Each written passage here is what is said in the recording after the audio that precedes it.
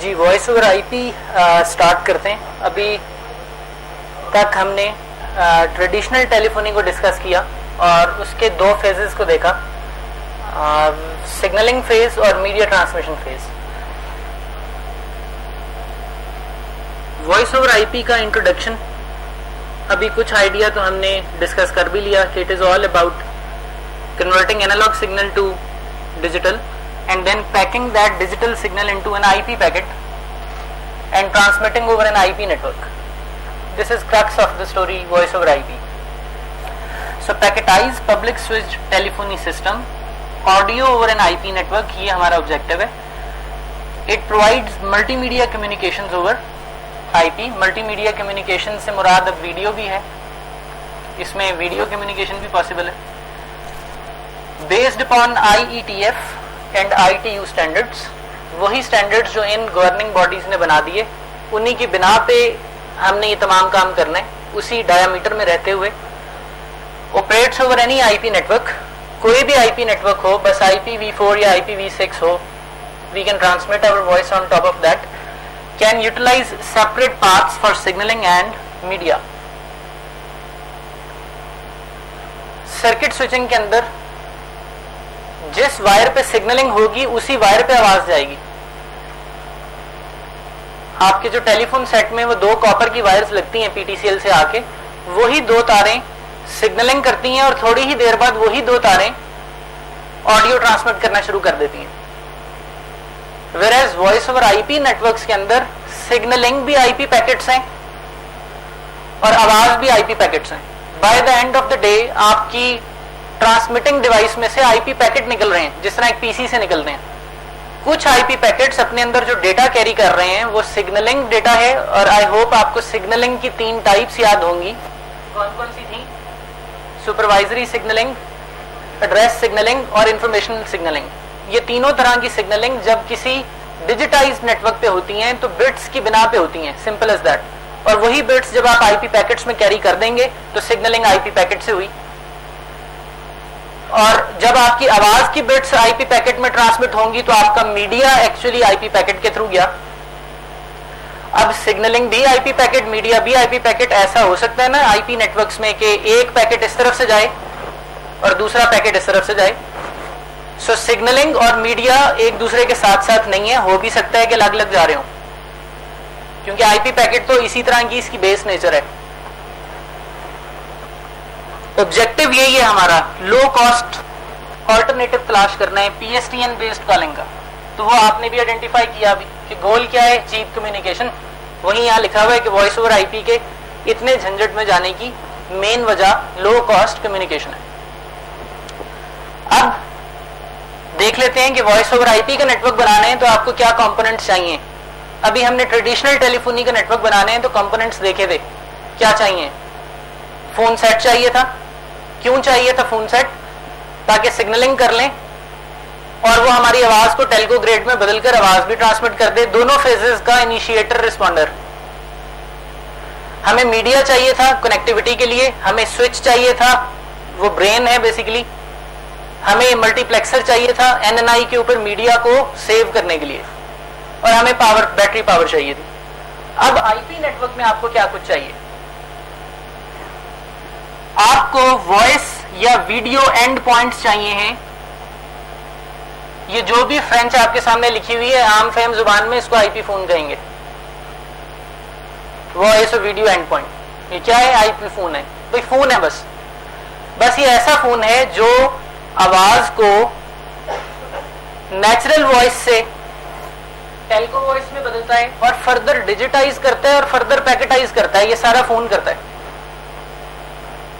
यानी जो आम फोन हम यूज करते हैं घरों में, वो तो सिर्फ आवाज को क्या करता है, टेल्को ग्रेड में बदलता है और एनालॉग आउटपुट देता है. ये खास फोन होते हैं जिनमें OSI रेफरेंस मॉडल की रूह से तमाम प्रोटोकॉल इंस्टॉल्ड होते हैं. इनमें IP एड्रेस असाइन किया जाता है. ये कंप्यूटर ही होते हैं. एक ऐसा कंप्यूटर जिसमें साउंड कार्ड लगा हुआ है और हेडफोन माइक बिल्ट इन है. दिखने में वो एक फोन है, यानी फोन जैसी शक्ल में एक कंप्यूटर, ये IP फोन है. तो वो आपकी हेडफोन माइक से आवाज को सुनकर एनालॉग में बदलकर फिर डिजिटल में कन्वर्ट करके नाइक्विस्ट की रूह से उसके बाद पैकेट में भी स्टफ करके इवेंचुअली आईपी पैकेट एमिट करता है। तो ऐसे फोन जो आईपी फोन कहलाते हैं, उनके साथ जो कनेक्टिविटी की जाएगी वो ईथरनेट पोर्ट पे होगी। यानी ऐसा फोन जो ईथरनेट लैन स्विच के साथ जुड़े हुआ आईपी फोन है। वेरएज जो वो पुराने फोन है एनालॉग फोन, उनमें तो RJ11 कनेक्टर लगता है, कॉपर की वायर कनेक्ट होती है। क्या उस पर कोई आईपी एड्रेस देते हैं आप? कोई आईपी एड्रेस नहीं देते। ये वो फोन है जो लैन स्विच के साथ जुड़ते हैं, बिल्कुल उसी तरह जिस तरह कंप्यूटर कनेक्ट होता है, और इनको आईपी देना पड़ता है क्योंकि इनकी तमाम तर कम्युनिकेशन की रूट्स आईपी पे हैं। तो हमें आईपी फोन चाहिए। अब आईपी फोन बजाते खुद ब्रेन नहीं है, इसको भी तो स्विच चाहिए ना। फोन का रोल क्या है जी? ये आपकी सिग्नलिंग कर दे और ये आपके मीडिया को एक्सेप्टेबल फॉर्मेट में बदल दे। ये किसी भी फोन का काम है। लेकिन किसी फोन को किसी दूसरे फोन के साथ रन टाइम पे कनेक्ट करा देना, ये तो दरम्यान में स्विच का काम है ना। देखा था ना हमने स्विच, जिससे सिग्नलिंग करके हम अपने दो फोन रन टाइम पे कनेक्ट कर लेते थे। वॉइस ओवर आईपी की दुनिया में भी आ जाए, स्विच तो चाहिए दरम्यान में। कोई ऐसा रहबर तो चाहिए है जिसको फोन बोले कि मुझे इस वक्त फलां शख्स से कम्युनिकेट करा दो, और वो बिल्कुल पुरानी ट्रेडिशनल टेलीफोनी की तरह उस फोन के साथ कनेक्टिविटी करा दे। ऑल्दो वो कनेक्टिविटी ऐसे ही होगी जिस तरह आप वेबसाइट ओपन कर रहे हैं, ब्राउजिंग कर रहे हैं, पीछे आईपी पैकेट्स है ना। लेकिन कोई तो सेंट्रल ब्रेन चाहिए है जो आईपी फोन की पूरी प्रॉब्लम को सुने और उसको आगाह करे कि इस वक्त फलां आईपी तुम्हारी मर्ज की दवा है, उस आईपी के साथ कम्युनिकेट करो। सो उसके टेलीफोन नंबर को किसमें ट्रांसलेट कर दे? उस वक्त के किसी आईपी एड्रेस पे, और फिर वो दो आईपी आपस में आवाज की कम्युनिकेशन शुरू कर दें। तो दरमियान में ऐसा शख्स जो फोन नंबर्स की तमाम डेटाबेस अपने पास सेव करके रखेगा और तमाम तर सिग्नलिंग की बिना पे रन टाइम पे आपको किसी डेस्टिनेशन फोन से कनेक्ट कराएगा, वो स्विच ही तो है। यहां उसको स्विच नहीं कहते, हम उसको कॉल प्रोसेसिंग एजेंट कहते हैं। Call processing agent. वैसे मार्केट में आप एक और लफ्ज भी सुनेंगे, सॉफ्ट स्विच। तो वो स्विच फिजिकल बॉक्सेस थे, ये स्विच एक विंडोज का सर्वर हो सकता है। एक विंडोज का सर्वर जिसमें एक सॉफ्टवेयर भर के हम उस सॉफ्टवेयर की रूह से फोन्स के साथ सिग्नलिंग भी कर लेंगे और आवाज की कम्युनिकेशन भी कर लेंगे। लाइनेक्स की मशीन हो सकती है। लाइनेक्स की मशीन को आप एक सॉफ्ट स्विच कैसे बना सकते हैं? आजकल तो बहुत मशहूर एक सॉफ्टवेयर चल रहा है मार्केट में, उसका नाम है एस्टेरिस्क, ASTERISK। फ्री सॉफ्टवेयर है, आप इसको डाउनलोड करके अपने पीसी पे, घर के पीसी पे इंस्टॉल कर लें और आप वॉइस ओवर आईपी कर सकते हैं। वो एक स्विच है, आपको कोई हाई फाई सॉफ्टवेयर खरीदने की जरूरत नहीं है, फ्री सॉफ्टवेयर है वो। और बड़ी बड़ी कंपनीज अपनी टेलीफोनी उसी सॉफ्टवेयर से कर रही है। इनफैक्ट नस्ट में भी एस्टेरिस्क यूज हो रहा है, यहां भी वो यूज हो रहा है जी। So asterisk is an open source जिसको किसी भी एक सर्वर मशीन पे इंस्टॉल करके आप आईपी फोन्स के लिए एक स्विच बना सकते हैं, और ये भी ईथरनेट नेटवर्क पे कनेक्ट होगा। तो इसको हम बोलेंगे कॉल प्रोसेसिंग एजेंट।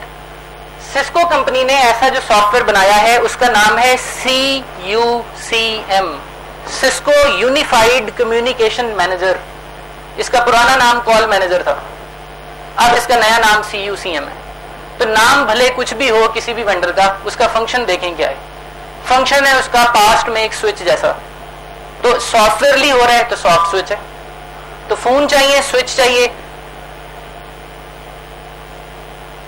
और हमें क्या चाहिए?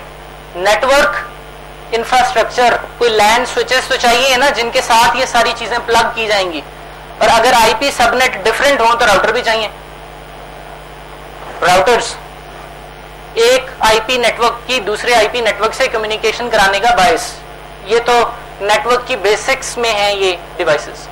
तो हमें एक नेटवर्क इंफ्रास्ट्रक्चर चाहिए है जिसके टॉप पे हम अपना कॉल प्रोसेसिंग एजेंट लगा देंगे और उसके इर्द गिर्द हम अपने आईपी फोन लगा देंगे।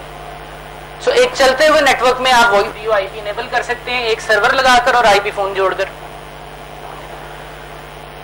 साथ में एक फायदा है वॉइस ओवर आईपी का, इसमें एप्लीकेशंस बेतहाशा अवेलेबल हैं।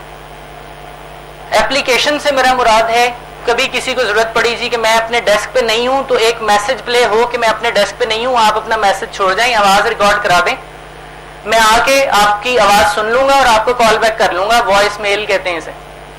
किसी के जहन में ये बात आई तो एक सॉफ्टवेयर ही डिजाइन करना पड़ा बस, और उसको इसी सॉफ्ट स्विच के साथ कनेक्ट कर दिया, तो वॉइस मेल का फीचर इजाफी आ गया इसमें।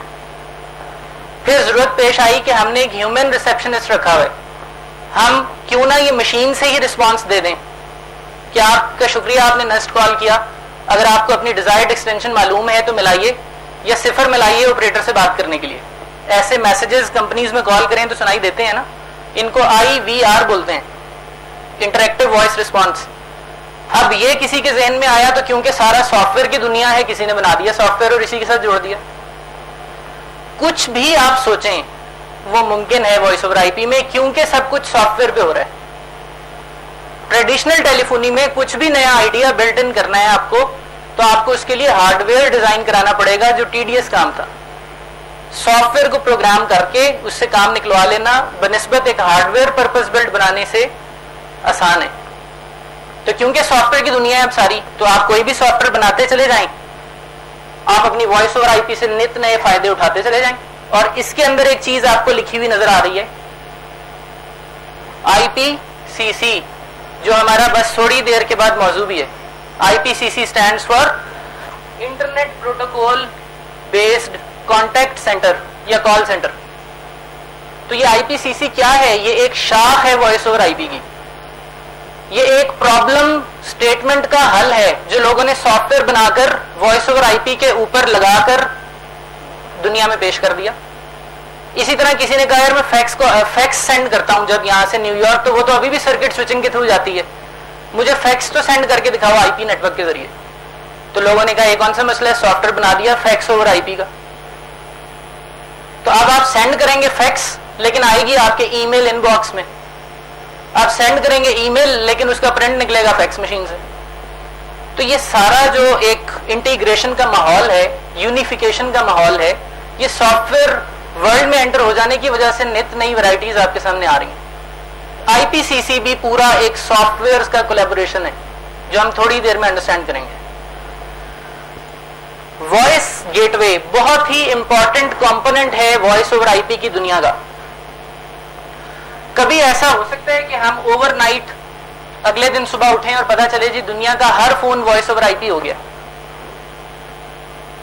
ये बिल्कुल उसी तरह जब IPv6 में डिस्कशन यहाँ पे चल रही थी, तो क्या ऐसा हो सकता है अगले दिन सुबह उठे और पता चले कि IPv4 की डेथ हो गई और अब IPv6 आ गया?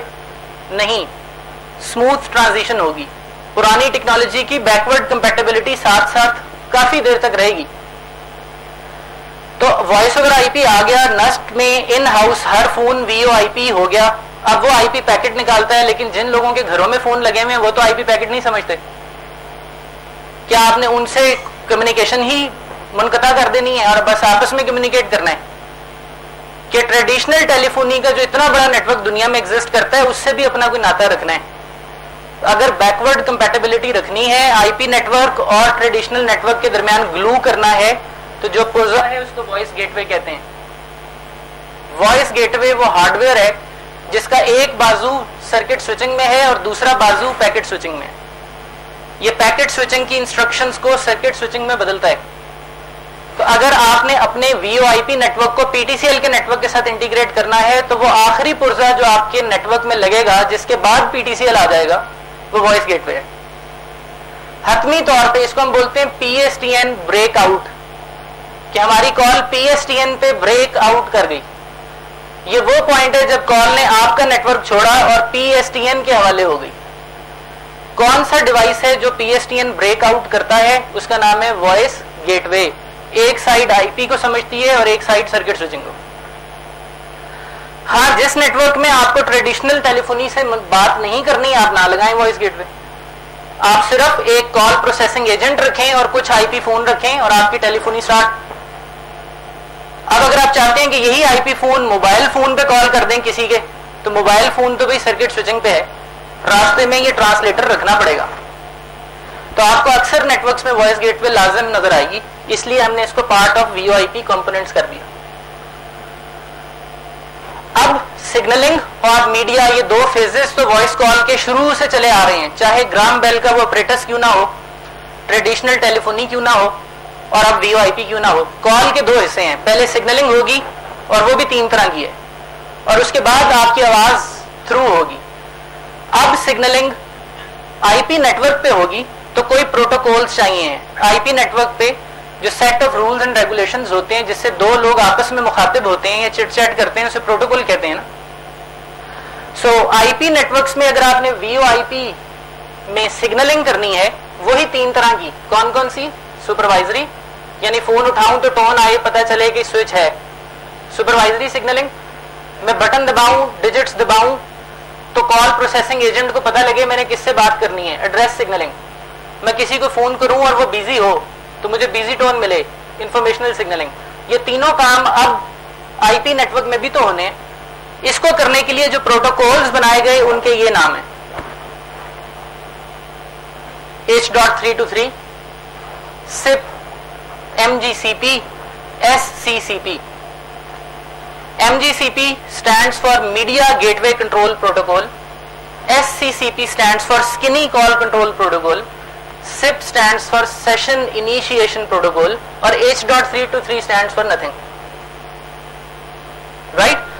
ये सारे प्रोटोकॉल एक ही काम करते हैं जी, और वो काम क्या है? वो 3 तरह की सिग्नलिंग।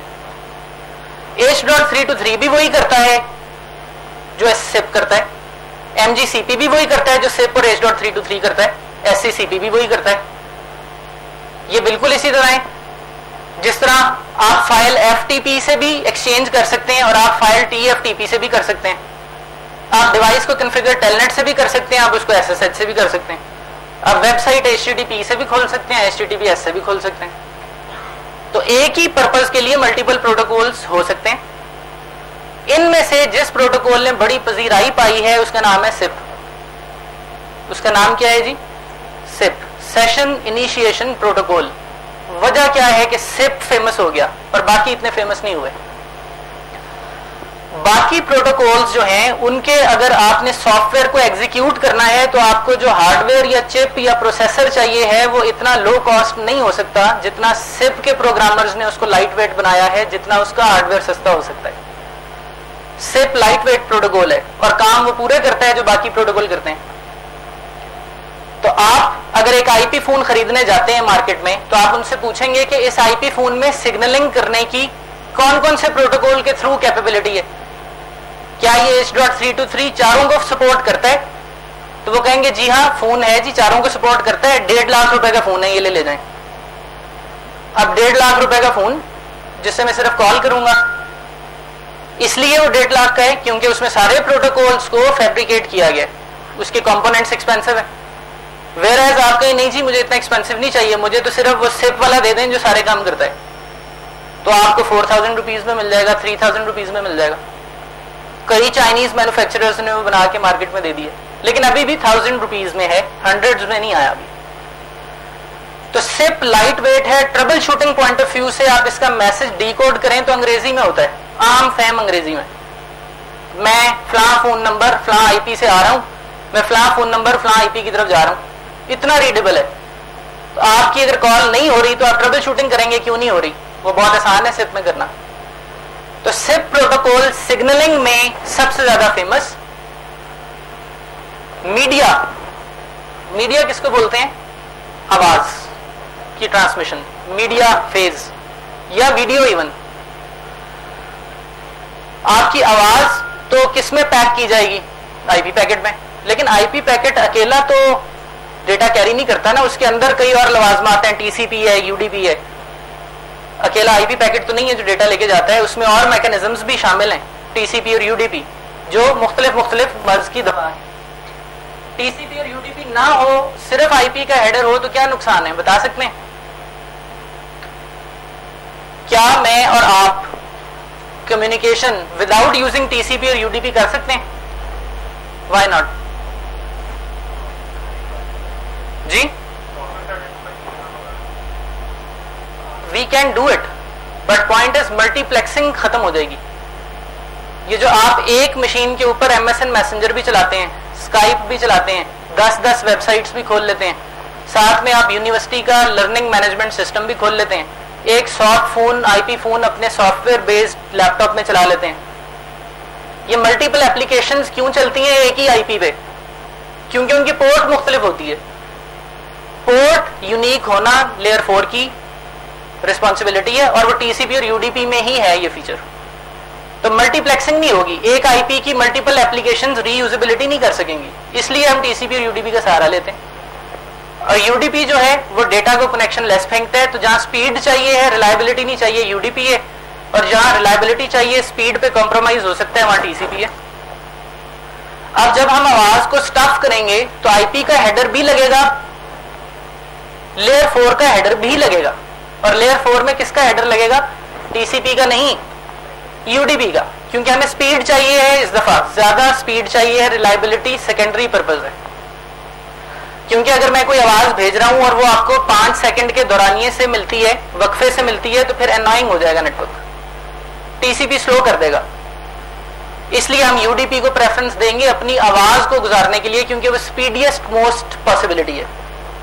लेकिन जब आप आईपी और यूडीपी के इम्तजाज को यूज करेंगे फॉर ट्रांसमिटिंग योर वॉइस, तो आपको पता है पैकेट आगे पीछे जब रिसीव होंगे तो रीअरेंज कौन करेगा? रीअरेंजमेंट तो गया ना। फिर देखें जी, सिप जो है ना वो है सिग्नलिंग। जब आवाज का आना और जाना शुरू हो जाता है तो सिप साहब बाईपास, ये हाथ खड़े कर लेते हैं और ये साइड पे हो जाते हैं। सिप शुरू में आएगा, दो पार्टीज के दरमियान आप भी क्या चाहते हो, कम्युनिकेट करने, उनकी आपस में ब्रिजिंग कराकर सिप साइड पे हो जाएगा। और वो नजर जरूर रखेगा कि कब मैं इनको फ्री डिक्लेयर कर दूं कि अब इनको मजीद कॉलें में करा सकूं। तो जब आपका मीडिया फेज होता है उसमें सिप नहीं होता, उसमें कोई सिग्नलिंग प्रोटोकॉल नहीं होता। अब हम एक पॉइंट पे पहुंचे कि आईपी यूडीपी का हेडर है, उसमें रीअरेंजमेंट्स में प्रॉब्लम है, तो हमें साथ में एक ऐसा इजाफी हेडर डालना पड़ेगा जो रीअरेंजमेंट को यूडीपी के अंदर मुमकिन बनाए। उस इजाफी हेडर या प्रोटोकॉल को बोलते हैं RTP, real time transmission protocol या reliable transport protocol. RTP real time transmission protocol है।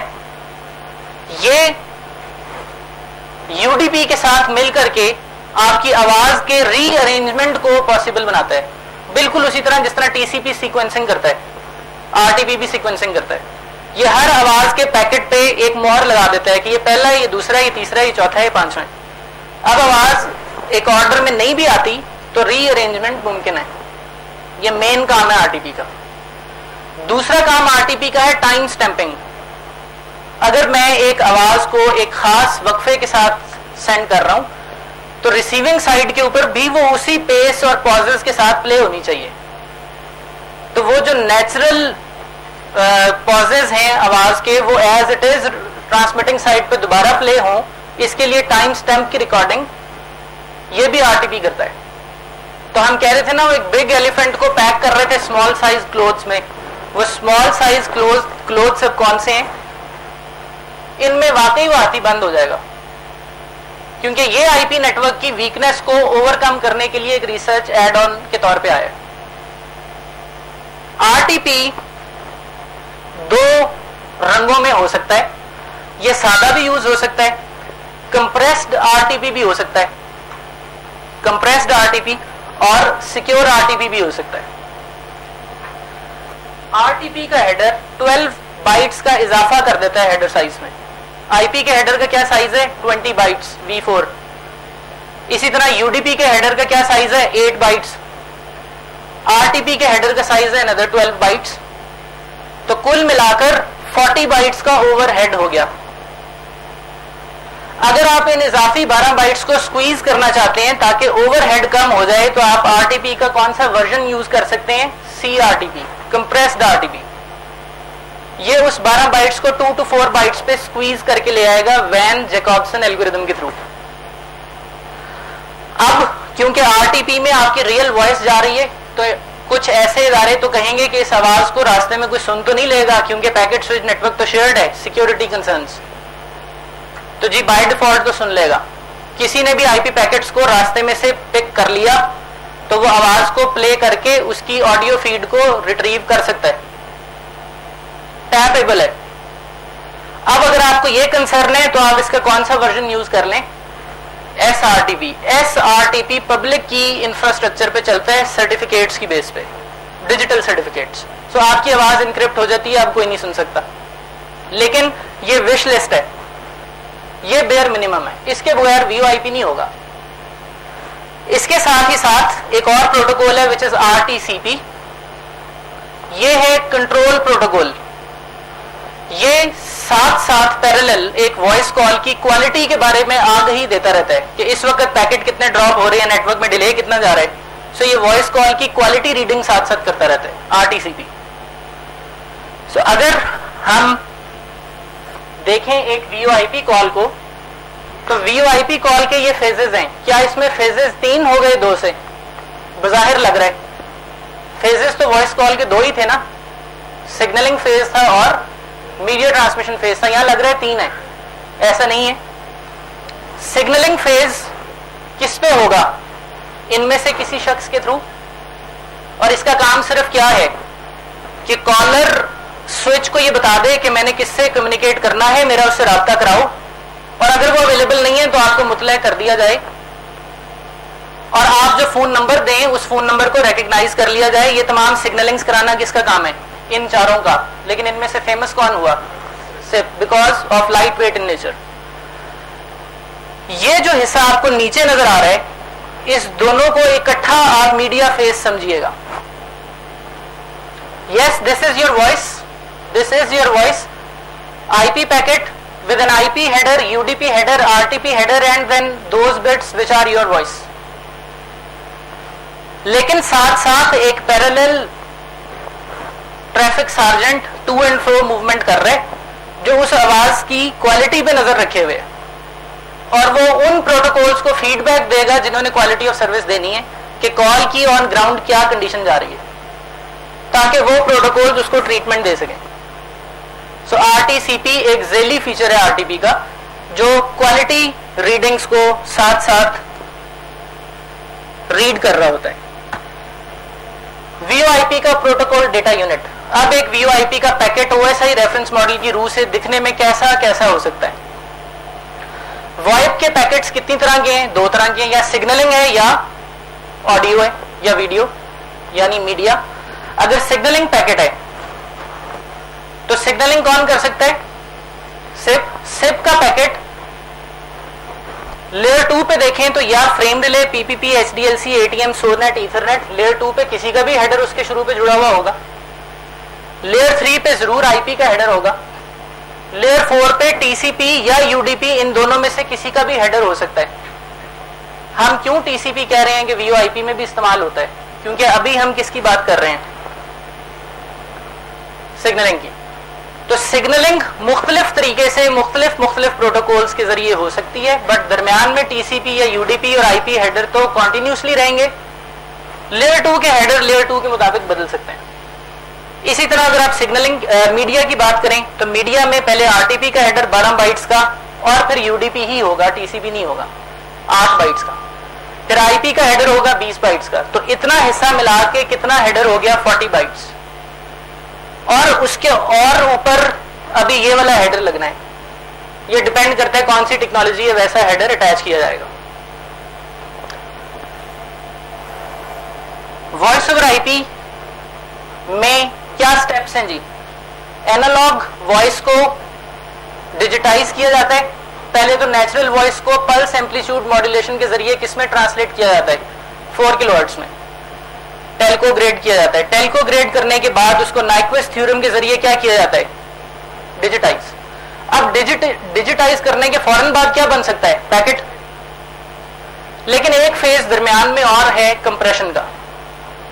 आप 64 किलोबिट्स पर सेकंड की डिमांड करने वाली कॉल को स्क्वीज करके 8 kilobits per second, 16 kilobits per second, 24 kilobits per second तक भी ला सकते हैं। जिस तरह ये विन जिप और विन रेयर सॉफ्टवेयर क्या करते हैं? जिप कर देते हैं ना फाइल को। तो आपने उस आवाज के डेटा को क्या करना है?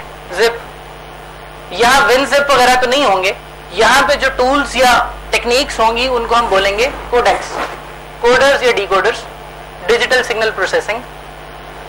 इनमें काफी कोडेक्स फेमस नाम वॉइस ओवर आईपी की दुनिया में जो अक्सर बोले जाते हैं, G711, G729, बाकियों को हम अभी नहीं डिस्कस करते। ये G.711 ये जो इस तरह की नोटेशन है ये ITU ने मुख्तस की है खास स्टैंडर्ड के लिए। G.729 ये ITU ने मुख्तस की है, एक खास कंप्रेशन टेक्निक का नाम है ये G729। अगर कोई आपसे कहे हमारी voice over IP call G729 पे हो रही है, सिग्नलिंग प्रोटोकॉल हमारा SIP है, तो आपको समझ में आता है पूरी स्टोरी क्या है। सिग्नलिंग प्रोटोकॉल SIP है, कंप्रेशन G729 पे हो रही है। आप देख लेते हैं G729 की कंप्रेशन 64K से भी स्क्वीज करके कॉल को कितने K पे ले आती है ताकि कम बैंडविड्थ पे कॉल हो जाए। ये हमारे कोडेक्स की बैंडविड्थ रिक्वायरमेंट्स है। G711 पे कॉल हो रही है तो आप क्या समझ लेंगे 64K पे, यानी अगर आपको पैकेट स्विच नेटवर्क में 64K से कम बैंडविड्थ मिली तो आवाज ठीक तरह से नहीं जाएगी। और अगर G729 पे जा रही है तो आपको पैकेट स्विच नेटवर्क में कितने K जरूर देने हैं 8 किलोबिट्स पर सेकंड। तो कहां 64 कहां 8 गुना कम हो गया। अब उसी 64K में एक कॉल हो रही थी, अब 8 कॉलें हो जाएंगी। क्लियर हो रही है जी बात। लेकिन ये कहना गलत होगा कि 64K में 8 कॉलें हो जाएंगी। एक लेमैन अप्रोच से तो ठीक है कि 64K है जी, वो स्क्वीज होके कितने पे आ गया 8K। असल में एक वॉइस ओवर IP कॉल कितने किलोबिट्स पर सेकंड पे होती है उसको कैलकुलेट करने का फॉर्मूला कुछ और है, और वो बड़े इंटरेस्टिंग रिजल्ट्स रिवील करेगा। वो फॉर्मूला ये है sample size. What is sample size? आवाज के दौरानिए की कितनी बिट्स आपने पकड़ी, input to an IP packet. यानी अगर मैंने 1 सेकंड तक कम्युनिकेशन की तो कितनी बिट्स उसके अगेंस्ट जनरेट हुई 64,000 नाइक्विस्ट की रूल से। अब वो 64 की 64,000 उठाकर एक ही पैकेट में रख देंगे तो वो सैंपल साइज बना, या उस 64,000 के 2 टुकड़े करेंगे 32,000 के और एक 32,000 एक पैकेट में रख देंगे और एक दूसरे में रख देंगे, ये सैंपल साइज बना। तो सैंपल साइज है आपने कितनी मिकदार की आवाज एक IP पैकेट में रखी। Then comes header overhead. Header overhead क्या है कि आपकी आवाज को ट्रांसमिट करने के अलावा भी तो कुछ बिट्स हैं जो ट्रांसमिट हो रही हैं, और वो है IP का हेडर, वो है UDP RTP का हेडर। उन्होंने भी तो बैंडविड्थ कंज्यूम करनी है ना, वो तो आपकी खालिसतन आवाज को इतनी बैंडविड्थ चाहिए है, उसके साथ जो ओवरहेड जा रहा है उसको भी तो बैंडविड्थ चाहिए। तो 8K नहीं, इससे कुछ ज्यादा भी कॉल होगी, वो देख लेते हैं कितने पे होगी। So very simple, header overhead पता हो, सैंपल साइज पता हो, उसको जरब किसके साथ दे दें पैकेट रेट के साथ। What is packet rate? ITU ने ये रिकमेंड किया है कि आप एक पैकेट में 20 मिलीसेकंड से ज्यादा की आवाज ना रखें। एक पैकेट में कितने मिलीसेकंड की आवाज रखें 20 मिलीसेकंड। क्योंकि अगर आप एक ही पैकेट में पूरे सेकंड की आवाज स्टोर करके पैकेट फेंक देंगे और वो पैकेट रास्ते में ड्रॉप हो गया तो रिसीवर को क्लियर नोटिस मिलेगा कि आवाज में ग्लिच आया है। तो आप छोटे छोटे साइज के पैकेट सेंड करें जिसमें 20 मिलीसेकंड के दौरानिए के एवज आवाज फीड की जाए। अब मुझे बताएं कि एक ऐसा बिट्स को जनरेट करने का इंजन लगा हुआ है जो पर सेकंड कितने हजार बिट्स फेंकता है 64,000 बिट्स। तो बाइट्स में बदलें तो कितने बने 8,000 बाइट्स। 8,000 बाइट्स एक सेकंड में निकल रहे हैं। उन 8,000 बाइट्स को आप एक सेकंड पे मैप किए हुए हैं, अगर उसको 20 मिलीसेकंड पे लाना हो तो कैसे करेंगे? एक सेकंड में 20-20 मिलीसेकंड के कितने चंक्स हैं 50 चंक्स। 50 दौरानिए है ना 20-20 मिलीसेकंड के, एक सेकंड में 1000 मिलीसेकंड, तो 20-20 मिलीसेकंड के 50 दौरानिए हैं। तो आप उस 8,000 की वैल्यू को किससे डिवाइड कर लें 50 से, तो आपके पास 160 बाइट्स आ जाएंगे। सो एक IP पैकेट के पेट में कितने बाइट्स भरे जाएंगे 160, और एक सेकंड की आवाज को फेंकने के लिए कितने IP पैकेट्स का इस्तेमाल होगा 50 पैकेट्स का, क्योंकि 20 मिलीसेकंड की आवाज एक पैकेट में आनी है तो टोटल पैकेट 50 बनेंगे एक सेकंड के लिए। अब हम कैलकुलेट कर लेते हैं वॉइस को। हेडर ओवरहेड IP का 20 बाइट्स, यूडीपी का 8 बाइट्स, आरटीपी का 12 बाइट्स, और उसके बाद 160 बाइट की आपकी आवाज। इस तरह के कितने चंक्स आएंगे? 50 आएंगे ना एक सेकंड में। तो ये जो बाइट्स निकलेंगे ये एक आवाज वॉइस ओवर आईपी कॉल की बैंडविड्थ रिक्वायरमेंट है, जिसमें कोडेक कौन सा इस्तेमाल किया गया है। इसको देख के लगता नहीं है कि कोडेक कौन सा इस्तेमाल किया गया है। G711 ने एक सेकंड में 64,000 बिट्स जो कि 8,000 बाइट्स पर सेकंड बनते हैं, जो कि 160 बाइट्स पर 20 मिली सेकंड बनते हैं। और अगर ये सैंपल साइज 20 बाइट्स का हो तो आपको पता चल जाएगा कौन सा कोडेक है, क्योंकि वो 8 किलोबिट्स पर सेकंड पे आपकी ओरिजिनल वॉइस को ट्रांसलेट करता है, जो कि 1000 बाइट्स बनते हैं। और उसको 50 से डिवाइड करें तो कितने बाइट्स बने? 20 बाइट्स। तो अब हम देख लेते हैं कि एक voice over IP call G711 codec पे कितनी बैंडविड्थ लेगी।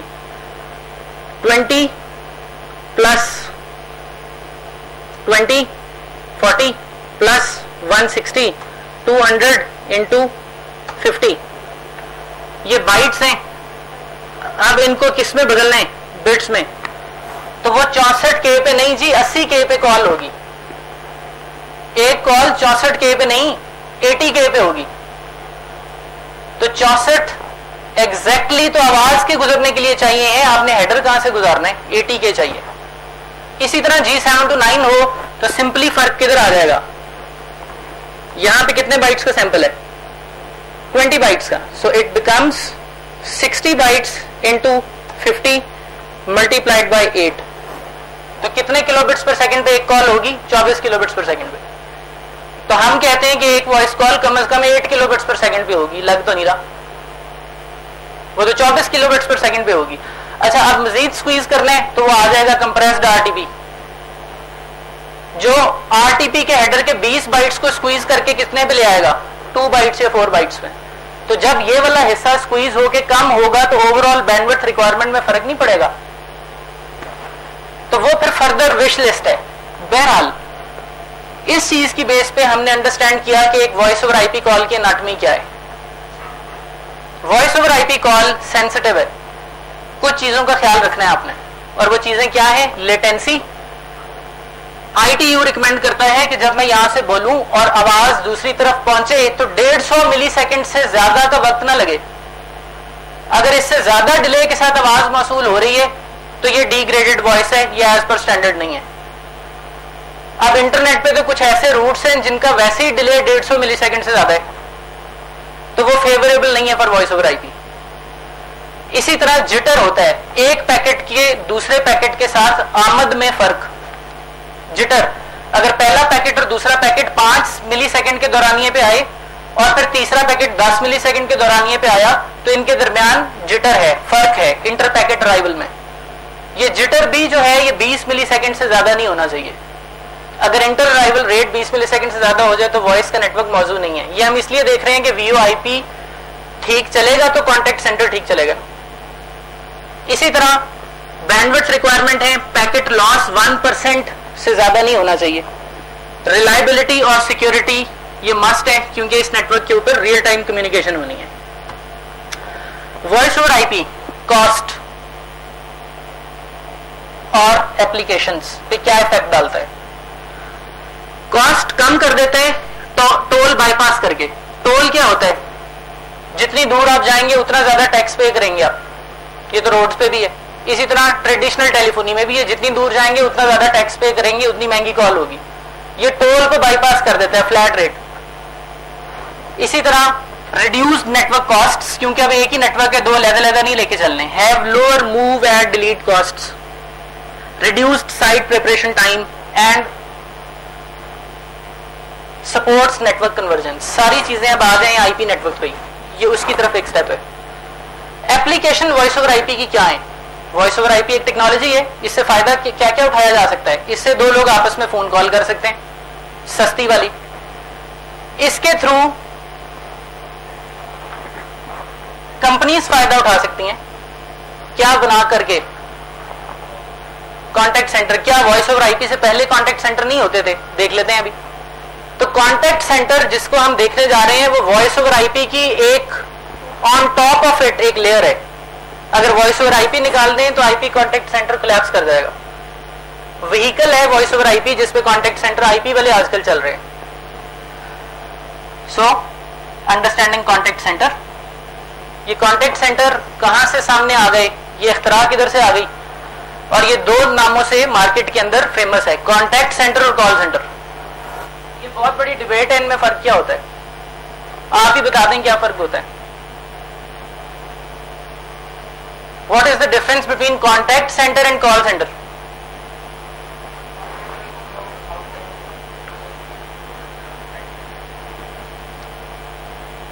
आपको कुछ फोरम्स पे ये मिलेगा कि कॉन्टेक्ट सेंटर और कॉल सेंटर दोनों में कॉलें आती भी हैं और इनसे कॉलें की भी जाती हैं, जिसको आप इनबाउंड और आउटबाउंड कहते हैं।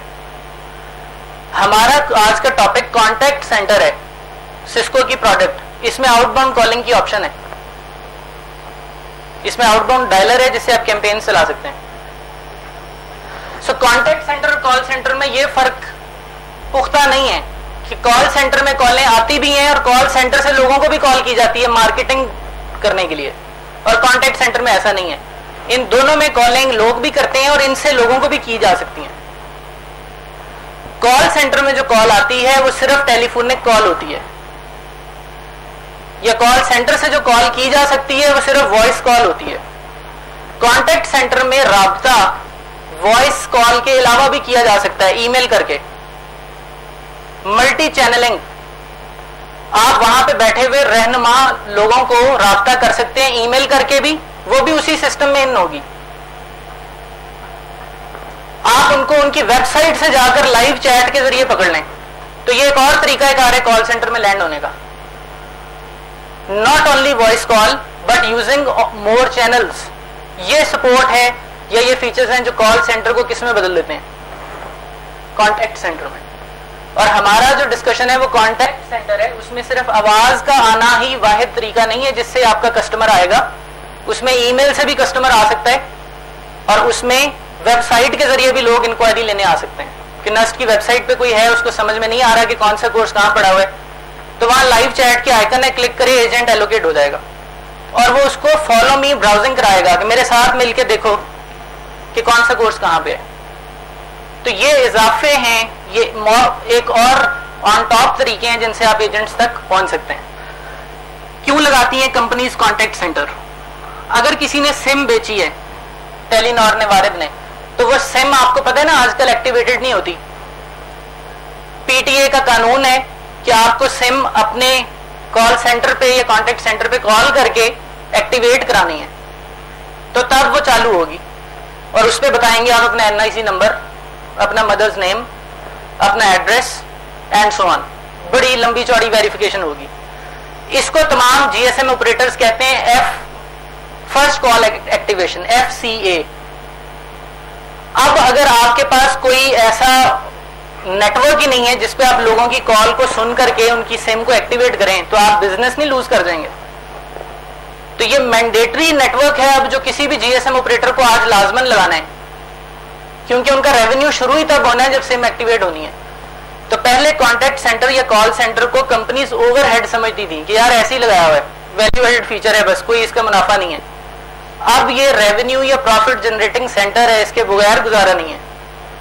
जीएसएम ऑपरेटर का कॉन्टेक्ट सेंटर 2 मिनट के लिए डाउन हो जाए तो उनको डायरेक्ट रेवेन्यू इंपैक्ट आता है। तो ये वजह है, ड्राइविंग फोर्स है कि ये फील्ड बहुत ज्यादा हॉट होती चली जा रही है या ऑलरेडी है।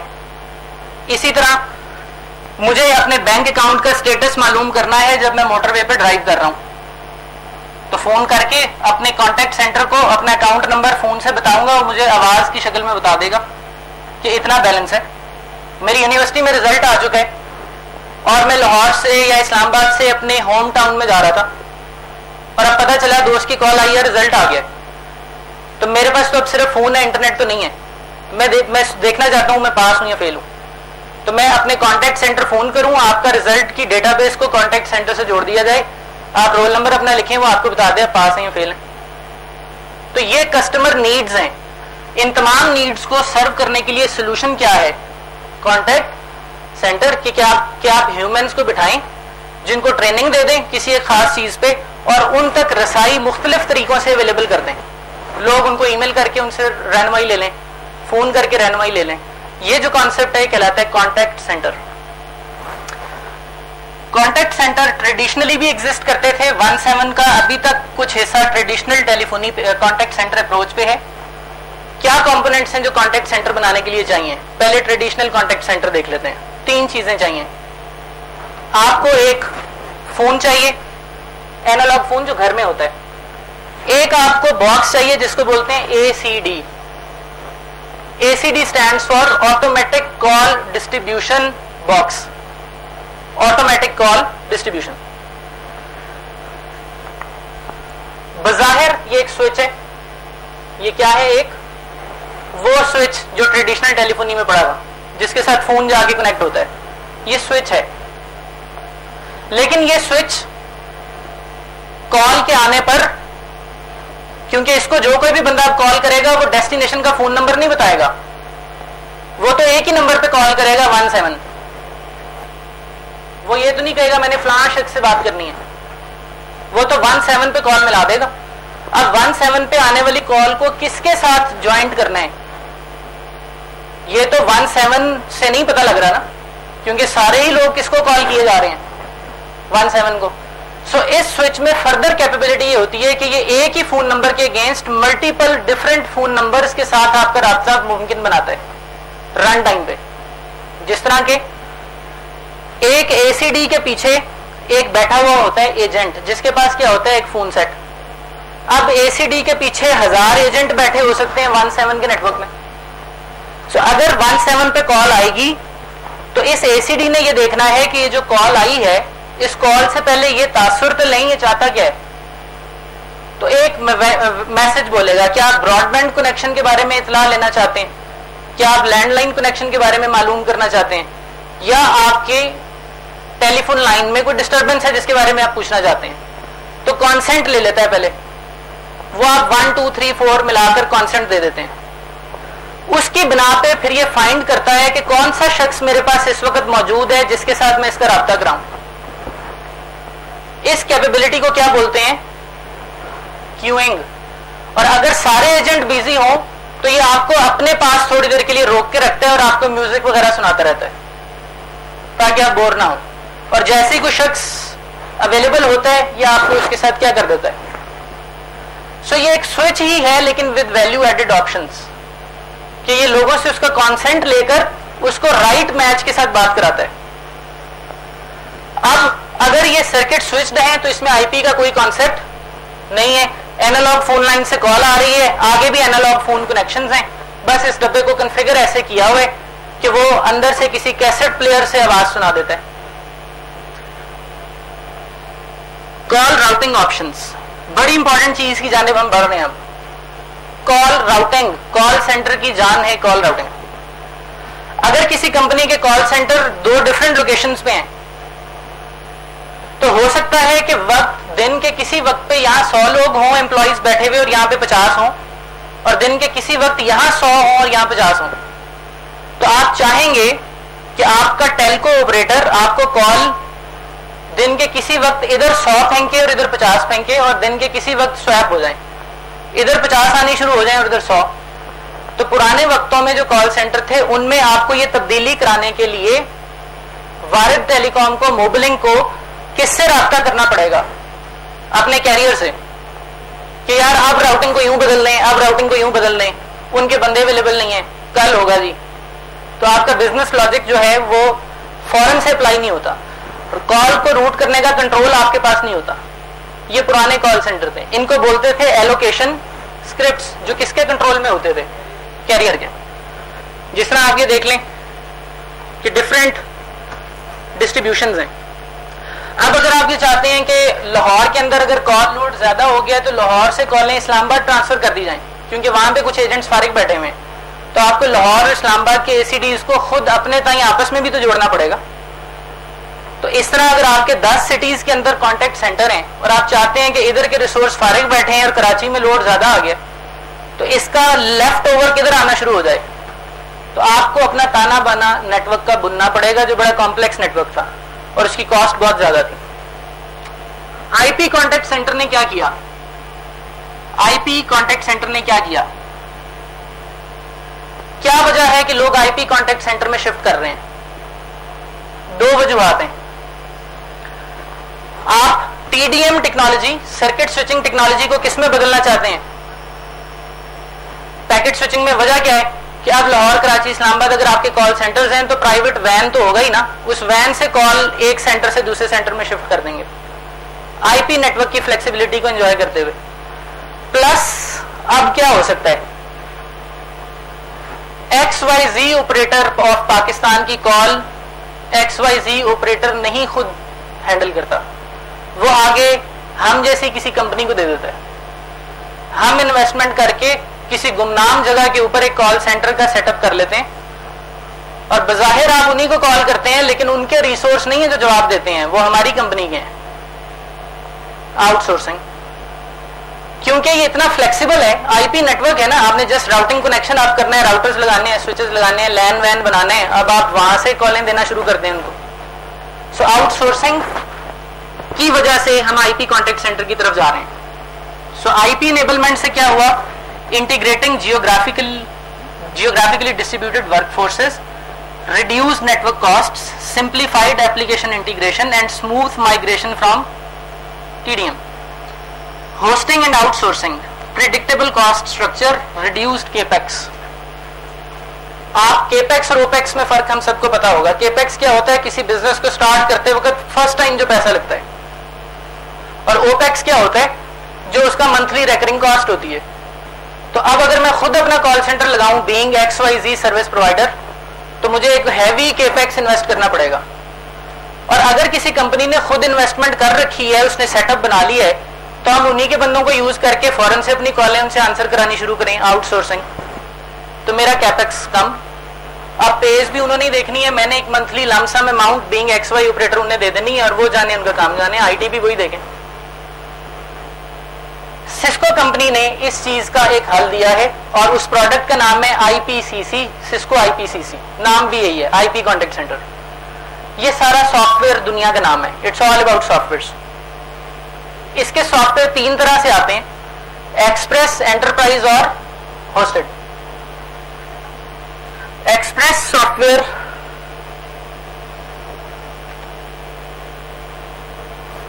एक्सप्रेस सॉफ्टवेयर 200 एजेंट्स तक के कॉल सेंटर के लिए काफी है। एंटरप्राइज सॉफ्टवेयर 1000 और मोर के लिए काफी है।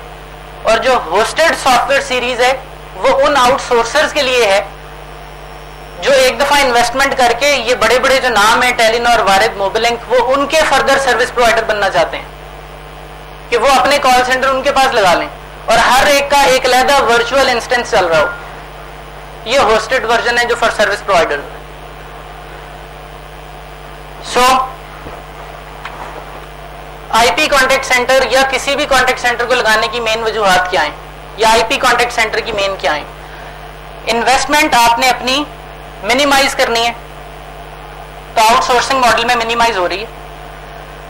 ऑटोमेटिंग मोर कस्टमर कॉन्टेक्ट्स, आपने 1000 कॉलें आंसर कर सकते थे, आज आपने 2000 आंसर करनी है, आपकी रिक्वायरमेंट है।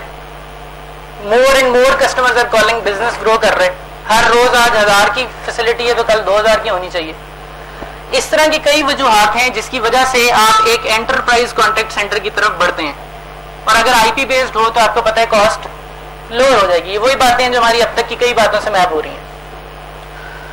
आईपीसीसी इन तमाम चीजों को कवर करता है। Cisco IPCC mid to large markets के लिए है, designed for hosted and personally owned environments के लिए है, scalable architecture, fault tolerant, secure, intelligent contact management, website से भी कोई रब्ता कर लेगा, ईमेल से भी कोई रब्ता कर लेगा, फैक्स से भी कोई रब्ता कर लेगा। और हम किसी को कॉल करके कोई अपनी कैंपेन सुनाना चाहें तो हम भी कॉल कर लेंगे, आउटबाउंड डायलर। ये तमाम फैसिलिटीज इसमें हैं। आईपीसीसी के 4 कंपोनेंट्स हैं, 4 मेन की काम ये करता है और वो आपको अभी तक की तमाम बातों में मिल जाएंगे। मसलन क्यूइंग एंड, एक कॉल 17 पे आई, उस कॉल से उसका कॉन्सेंट लेकर उसको रूट कर दिया। रूटिंग या स्विचिंग, ये वो रूटिंग और स्विचिंग नहीं है जो नॉर्मली लैन और वैन में होती है, ये कॉल रूटिंग और स्विचिंग है। क्यूइंग, एजेंट अवेलेबल नहीं है तो कॉल को किसी पार्किंग लॉट में लगाकर म्यूजिक सुनाना, ये काम करता है। रिपोर्टिंग, इस वक्त कितने एजेंट बिजी हैं, कितने एजेंट्स कॉल पे हैं, किस एजेंट ने कितनी देर में कॉल को फिनिश किया, क्योंकि मेरे फायदे में है ना एजेंट ज्यादा से ज्यादा कॉलें सुने। ये तमाम रिपोर्टिंग भी ये सॉफ्टवेयर आपको रियल टाइम प्रोवाइड कर रहा होता है। आप कॉल सेंटर्स में जाएं, बड़ी बड़ी एलसीडी स्क्रीन्स लगी हुई होती हैं, उन पे आ रहा होता है इस वक्त इतने एजेंट अवेलेबल हैं, इतने बिजी हैं, इस वक्त इतना कॉल होल्ड टाइम चल रहा है कॉल सेंटर का, ताकि उनकी मैनेजमेंट फौरन एक्शन ले सके। रिपोर्टिंग प्रोवाइड करता है रियल टाइम। एडमिनिस्ट्रेशन बहुत इजी है, एक गुई है जिससे आप एक पूरे मुल्क में 100 के हिसाब से लगे हुए कॉल सेंटर को एक ही गुई से कन्फिगर और मैनेज कर सकते हैं। आप किसी भी वक्त कॉल लाहौर से कराची, कराची से लाहौर, लाहौर से इस्लामाबाद शिफ्ट कर सकते हैं। A simple GUI, one interface. And we have another thing called agent desktop. जो भी कॉल सेंटर में एजेंट बैठा होता है उसके पास एक फोन के साथ साथ अब कंप्यूटर भी होता है। बता सकते हैं कंप्यूटर उनके पास क्यों रखा हुआ होता है? तो जैसे ही कॉल आती है साथ में डेटा भी आता है। वो आपको आपके नाम से कैसे बुलाते हैं? कोई डेटाबेस में आपका नाम फीडेड है ना, और वो डेटाबेस में जो नाम फीडेड है वो किसी यूनिक फोन नंबर के अगेंस्ट है। आप जब किसी फोन नंबर से कॉल करते हैं तो रन टाइम पे कंप्यूटर और टेलीफोनी का एक बड़ा जबरदस्त कॉम्बिनेशन बनता है कि जैसे ही फोन कॉल उसके फोन पे आती है उसकी स्क्रीन पे नाम लिखा हुआ आ जाता है, फलां शख्स कॉल कर रहा है, और इवन ये भी आ जाता है कि इसने रिसेंटली कौन सी प्रॉब्लम रिपोर्ट की थी, वो पूरा डेटा भी आ जाता है, ताकि अगर पहले उसको किसी और ने सुना था, अब नया बंदा अगर सुन रहा है तो उसको पता हो कि पीछे पूरी हिस्ट्री क्या चल रही है problem. So you need to pull data from DBs and at the same time you need to listen to the call, known as CTI, computer and telephony integration. ये उसको भी सपोर्ट करता है। So Cisco calls it a customer interaction network. Cisco IPCC पे मबनी network को कहते हैं CIN, कस्टमर इंटरेक्शन नेटवर्क। इस नेटवर्क में एक ओवरव्यू दे रहा हूं आपको। कॉल PSTN से किस पे आएगी? गेटवे का क्या काम है? सर्किट स्विचिंग को किस में बदले? सो पहले कॉल सेंटर में जिस पुर्जे पे लैंड करती है वो कौन होता है? गेटवे। गेटवे से कॉल एक डेटा नेटवर्क से होते हुए अब इन तमाम कंपोनेंट्स के अंदर घूमती फिरती रहती है। ये वो तमाम कंपोनेंट्स हैं जो अलग अलग सॉफ्टवेयर हैं, और ये सब मिलकर सिस्को IPCC बनाते हैं। इन कंपोनेंट्स के बारे में इंफॉर्मेशन आपको अभी दे देते हैं। ICM, CVP, CUCM, agent PC, ये 4 कोर चीजें। What is CUCM? अभी ये लफ्ज आया था, CUCM, सॉफ्ट स्विच, जिसके साथ एजेंट का IP फोन सिग्नलिंग करता है। यानी IP फोन का ब्रेन कौन है? CUCM। CUCM एक स्विच है, उसके साथ CVP है। CVP stands for customer voice portal. Phone आया, वेलकम टू भारत टेलीकॉम, वो जो आवाज चलती है, फ्ला फ्ला फ्ला डिजिट दबाई, ये तमाम मैसेज ये जिस डिवाइस से चलता है उसको क्या बोलते हैं? तो ये यूजर से फर्स्ट रिस्पांस देता है, उससे इनपुट लेता है, ताकि कॉल मैनेजर या CUCM के किसी IP फोन से यूजर का क्या करा सके? राब्ता। तो CVP वो फर्स्ट मशीन बेस्ड पर्सन है जिससे आपका राब्ता होता है, जिससे आपको पहली आवाज सुनाई देती है। CVP और CUCM, इन दोनों के ऊपर एक मैनेजर है जिसका नाम है ICM, intelligent contact management. This is the nucleus of IPCC। अगर ICM सॉफ्टवेयर डाउन हो जाए तो आपके तमाम इक्विपमेंट पे कंट्रोल खत्म हो जाता है। अब काम क्या है ICM का? ये अभी नस्ट का एक डेमो हमने बनाया हुआ है कॉल सेंटर का, वो आपको दिखाते हैं डेमो, और उस डेमो में आप अंडरस्टैंड करेंगे कि ये सारे काम कैसे हो रहे हैं।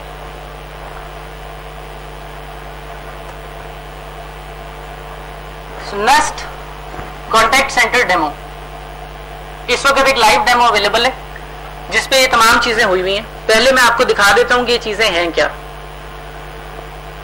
You can see that this is a Windows machine जिसके ऊपर हमने एक सॉफ्टवेयर इंस्टॉल किया हुआ है जिसको बोलते हैं कस्टमर वॉइस पोर्टल। ये एक विंडोज मशीन है और इसको कॉन्फ़िगर करने के लिए इसका एक ग्राफिकल यूजर इंटरफेस है।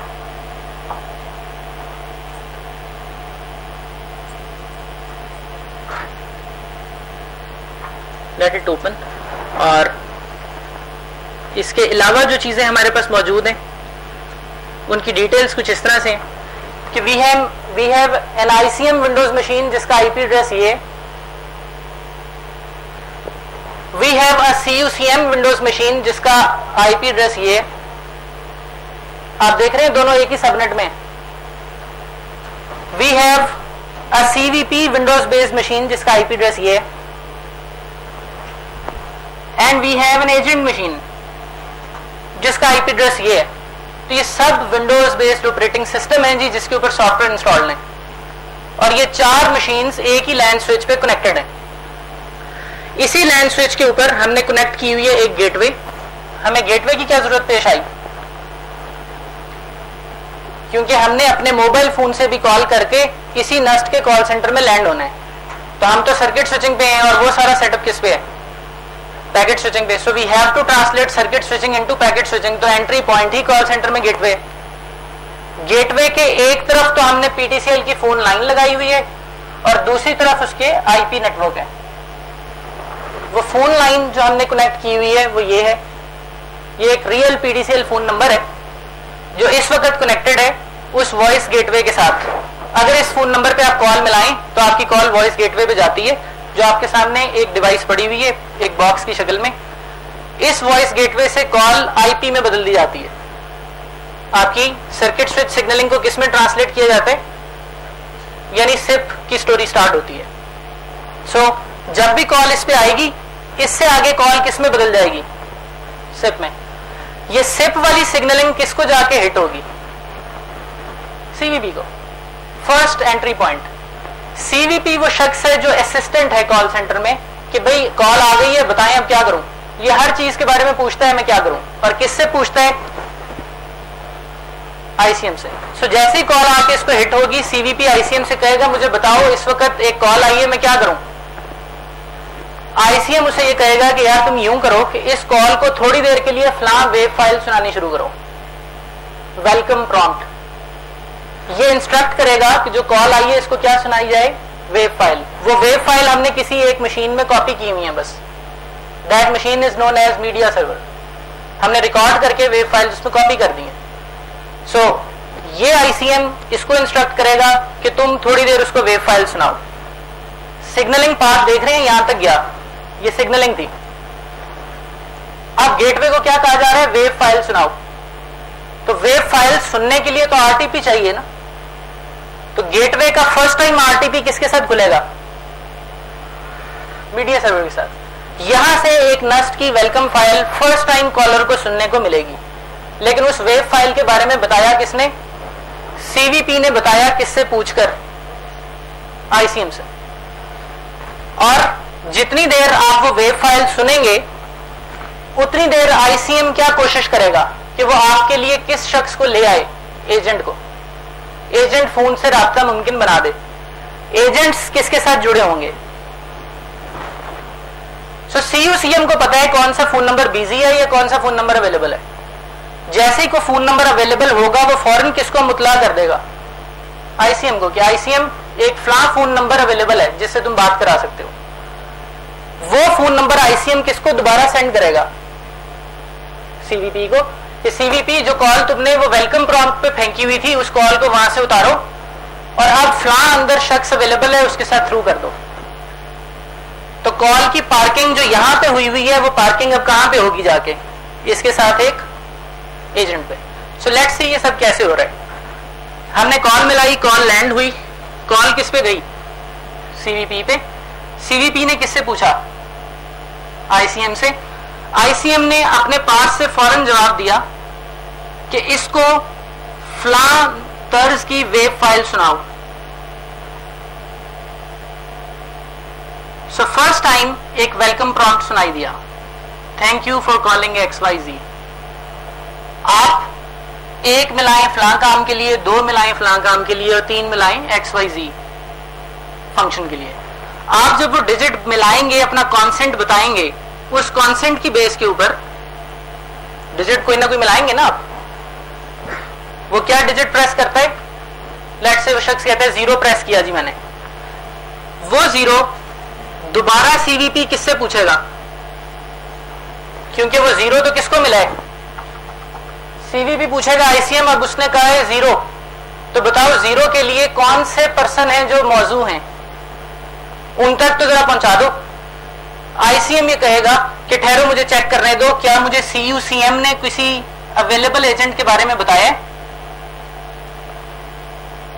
ये वो केस है, गौर से देखिएगा ये कि ICM ने कहा मेरे पास एजेंट नहीं है, मेरे पास एजेंट नहीं है, तो उस शख्स को क्या सुनाया जाएगा, एक और वेव फाइल, और इस वेव फाइल को क्या कहा जा रहा है, now the caller hears the music on. हमारे तमाम एजेंट्स कस्टमर की रहनुमाई में मसरूफ हैं, आप थोड़ी देर इंतजार करें, आप हमारे लिए मोतबर हैं, जल्द ही आपका राब्ता करा दिया जाएगा। क्या वजह है कि 0 प्रेस करने पर ICM ने इनकार कर दिया है कि कोई बंदा ही फ्री नहीं बैठा हुआ। अब आपको एक और तरह की वेब फाइल सुनाई जाएगी, वेटिंग में लगे हुए, और वेटिंग में कस्टमर क्या होता है फिर,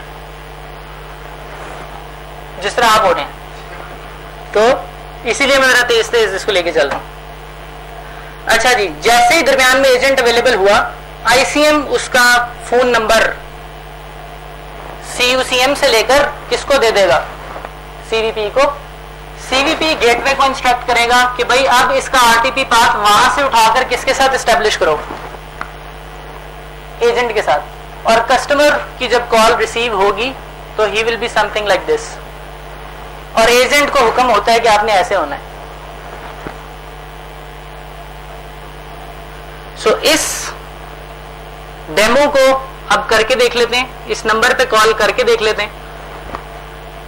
सो I am going to dial NUST call center number, which is 051-831-2433. The call will land on the gateway and will be passed on.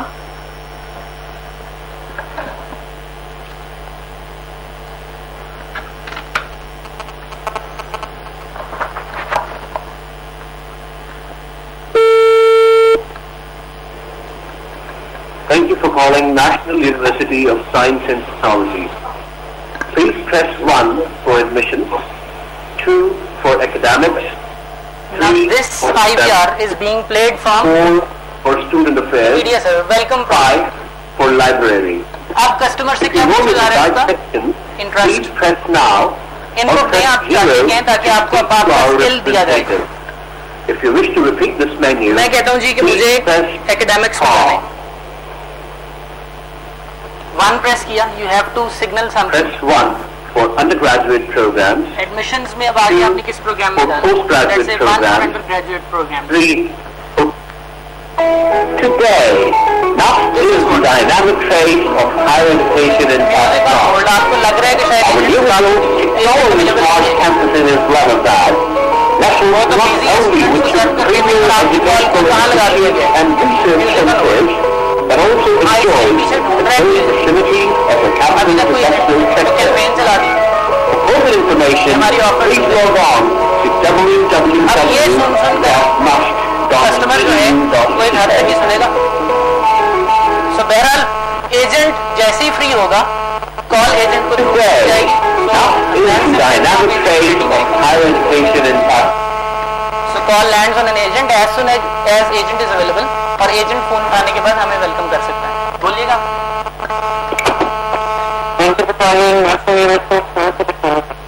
That's it. Hello, hello, hello, hello. So you see agent तक आवाज आ रही है। So ये दरम्यान में जो भी सारा मैकेनिज्म हुआ, call landed on a gateway, converted into VoIP, went to CVP। CVP ने थोड़ी देर के लिए वेलकम प्रॉम्प्ट चलाया और आपसे आपकी इंटेंशंस पूछी। वो बटन प्रेस करने के बाद आप अकॉर्डिंगली एजेंट तक पहुंचा दिए गए। इसमें एक इंटरेस्टिंग सर्विस भी है, आप अपने रिजल्ट्स को कॉल सेंटर के जरिए सुन सकते हैं। अब जाहिर है रिजल्ट्स तो किसी डेटाबेस में आएंगे और किसी रोल नंबर के अगेंस्ट आएंगे। Thank you for calling National So- University of Science and Technology. Please press 1 for admissions, 2 for academics, 3 for Okay, examination, 3 for examination, Four. 3, 2. Press 1 for upcoming exams, 2 2 for for results. Okay, 2. Please enter your roll number. Enter your roll number. मैं कहता हूँ 1, 2, 3, 4, 5. Your result is congratulations, you have passed. So your result is congratulations, Thank you you have for passed. calling National ये run University time of पे Science आपकी and student Technology. Database को query की गई है Please press ICM 1 में. for admissions. और अगर हम कोई गलत रोल नंबर दें या कोई ऐसा रोल नंबर दें जो फेल है तो अकॉर्डिंगली 1 फेल की for वेब फाइल चल upcoming जाएगी. exams. ये तमाम काम बैकएंड के ऊपर एक स्क्रिप्ट के जरिए होता है. जिस तरह मैंने आपसे कहा था कि एक लोकेशन है जिससे आप तमाम कॉल सेंटर को कंट्रोल कर सकते हैं, और ये वो आखिरी चीज है जो मैं आपको एक्सप्लेन करना चाहूंगा.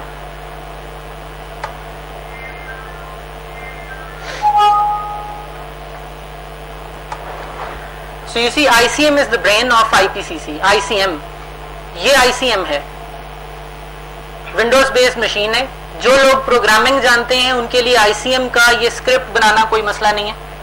आप देख सकते हैं कि इस स्क्रिप्ट के अंदर फ्लो चार्टिंग हुई हुई है कि जब भी कॉल लैंड होगी, इधर से कॉल लैंड होगी, उसको फ्लां पाथ से जाकर के एक वेलकम वेब फाइल सुनाओ. ये ऑर्डर्स हैं. साथ ही साथ जब वेब फाइल चल जाए तो कॉलर से कॉलर एंटर डिजिट मांगो. If condition, if caller enter digit is equals to 1, तो आगे एडमिशंस की वेब फाइल सुनाओ कि further postgraduate, undergraduate, आप किसकी बात कर रहे हैं. वहां पे फर्दर 1, 2, 3, 4 लेने के लिए एक और इफ की कंडीशन, और उसके बाद जाकर के कॉल इवेंचुअली एजेंट पे लैंडेड. तो ये जो आपके सामने ड्राइंग बनी हुई है ये कहलाती है आईपीसीसी की scripting. Warid call centre, Telenor call centre, most of the call centres are on this product, और उनके पास वो जो कॉल आप करते हैं और वो एक प्रॉम्प्ट से गुजरती है सारी, उस प्रॉम्प्ट की डिजाइनिंग के पीछे ये ब्लू बॉक्सेस हैं. वहां अगर इनका फ्लो खराब हो जाए तो वहां कॉल डिस्टर्ब हो सकती है. और ये स्क्रिप्ट आईसीएम की आगाही के लिए है. आईसीएम स्क्रिप्ट की बेस पे सारी वर्किंग कर रहे हैं और इस आईसीएम के स्क्रिप्ट को कॉन्फ़िगर एक एडमिनिस्ट्रेटर करता है. So learning IPCC is studying component की integration and then configuration of this script. Right? So that's it from my side. कोई आपके क्वेश्चंस अब तक हों इस पूरी डिस्कशन में तो बता दीजिए. Any questions are welcome now. जी.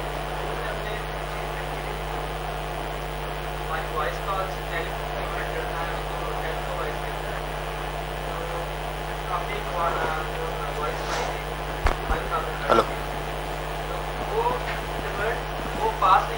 जी. लेकिन टेलीफोन तो उसको कन्वर्ट कर देता है ना 4K हर्ट्ज की फ्रीक्वेंसी में. जी. तो वो उसको जब उसको कन्वर्ट कर देगा फिर तो उसको पास करनी चाहिए थी. देखिए, कन्वर्ट नहीं करता, क्लिप करता है. 4 किलो हर्ट्ज तक की जो फ्रीक्वेंसीज हैं उन तक को रखेगा और उनसे ऊपर वाली फ्रीक्वेंसीज को क्लिप कर देगा. सो जो फ्रीक्वेंसी 4 किलो हर्ट्ज से ऊपर की है वो वैसे ही स्ट्रेट अवे क्लिप हो जाती है. क्लियर हो रही है जी बात? बिकॉज उसको जब आप कन्वर्ट करेंगे तो उसकी फ्रीक्वेंसी एम्पलीट्यूड मॉड्यूलेशन के बाद भी 4 किलो हर्ट्ज से ऊपर रहेगी. ठीक, थैंक यू सर.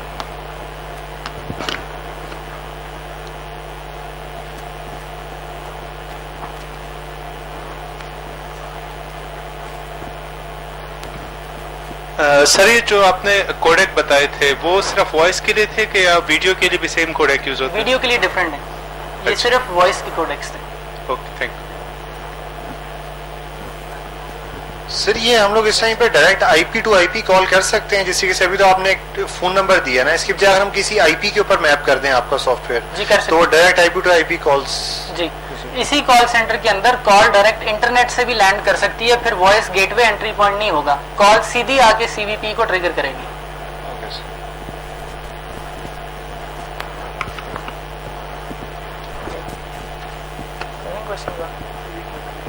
ठीक.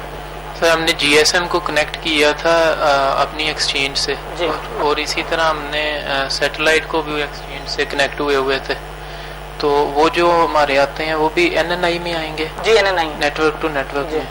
और दूसरा ये कि जो हमारा वॉइस गेटवे लगता है इस पे अगर हम जो IP है जो IP कॉल है वो तो 40 kHz से ज्यादा हो सकती है? नहीं, वो नहीं, वो भी नहीं। IP कॉल जो है वो 4 kHz में बदलने के बाद डिजिटाइज होती है। सो वो ही 4 kHz हैं जो नेचुरल वॉइस के ट्रिम हो चुके हैं, उन्हीं की बाइनरी बनी है। सर एंड में एक रिजल्ट की वेव फाइल आपने चलाई थी, उसमें उन्होंने बताया था कि पास और जस्ट बताएंगे रोल नंबर ठीक नहीं, तो क्या ऐसा हो सकता है कि हम डायनामिकली उस वेव फाइल को प्रोड्यूस करें कि जो उसके डेटाबेस में स्टूडेंट के मार्क्स हैं वो बताए जाएं वेव फाइल में कि इतने मार्क्स हैं आपके? जी, इसको मैं डायनामिक तो नहीं कहूंगा, लेकिन ये आपका पर्पस जो है ना वो सर्व हो सकता है, क्योंकि आपको पता है बैलेंस पूछते हैं GSM ऑपरेटर को फोन करके, तो वो तो पूरी फिगर बोलता है कि 1526 रुपए, तो वो तो डिफरेंट ऑप्शंस हैं जो उसने बोलनी है। तो होता ये है कि हम वेव फाइल्स रिकॉर्ड कर देते हैं 1000, 2000, 3000, 100, ये हम रिकॉर्ड करके रख देते हैं एक एक करके वेव फाइल। फिर हम DB से फिगर उठाते हैं और उस फिगर की वेव फाइल्स जोड़ते हैं रन टाइम पे, तो फिर वो फिगर अनाउंस होती है।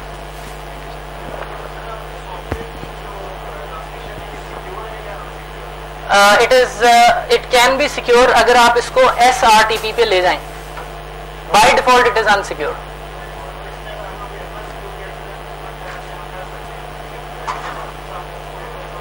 It is open source, APIs हैं इसके अंदर, मतलब it's not that kind of open source, but इसके अंदर प्रोग्रामिंग का हुक्स अवेलेबल हैं, so you can hook in and you can have your wish list accomplished. That's it, ji, thank you very much.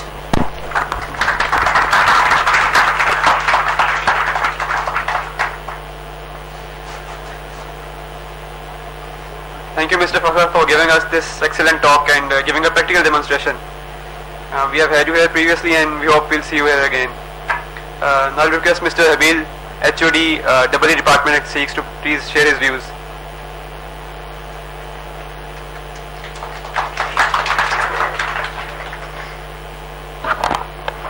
Bismillahirrahmanirrahim. I have been caught or you are unaware that I have to deliver this closing talk.